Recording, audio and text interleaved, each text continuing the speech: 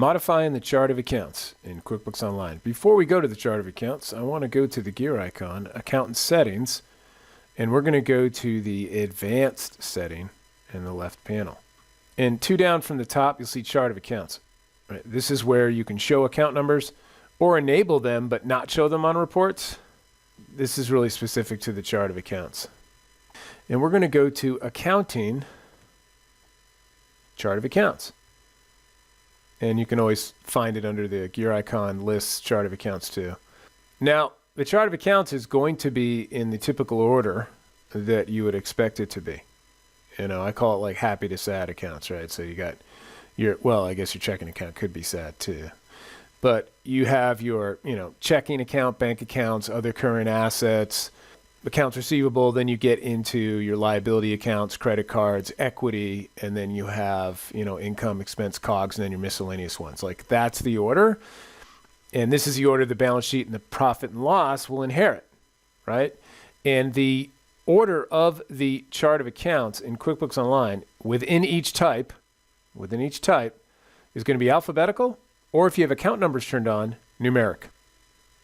Right? And I have account numbers turned on. I just haven't entered them yet. You can just click the pencil icon if you want to do it quickly. But you're probably going to be importing from Excel, or the chart of accounts is going to come up from QuickBooks Desktop during the conversion.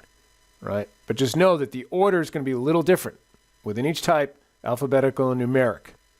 You can add a new account. You just click on New, and then here are the types, the typical types.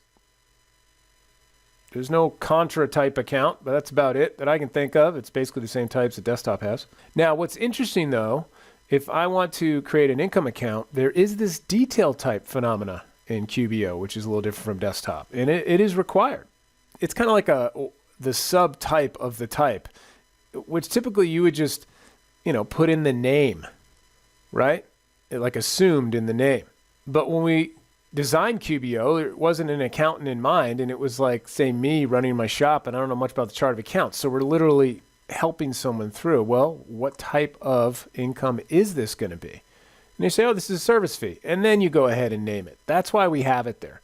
But it does matter. If you're importing a chart of accounts, you got to have a detail type column, right? Obviously, the conversion from Desktop takes care of that for you.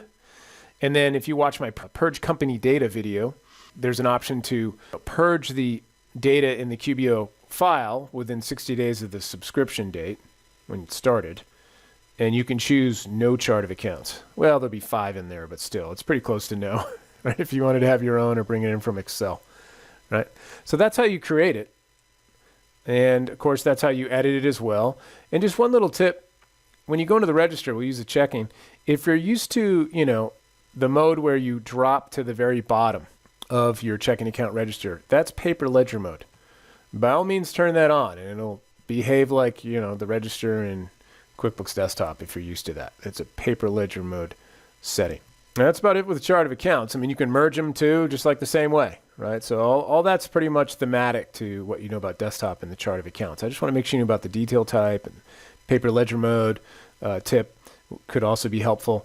And then if you go to reports, there is really one chart of account report, right? You can just search for it. It's just the accounts list, the account list, and this is going to be your list of chart of accounts. And finally, sometimes you're used to going to the chart of accounts and right-clicking on an account and running a quick report in Desktop. So you can do that too here just by clicking on the drop-down arrow in the action column and then click Run Report. And of course, yes, you can make accounts inactive as well. Okay? Deleting them, quote unquote, makes them inactive. This is a quick report on that particular account. And that is the chart of accounts in QuickBooks Online.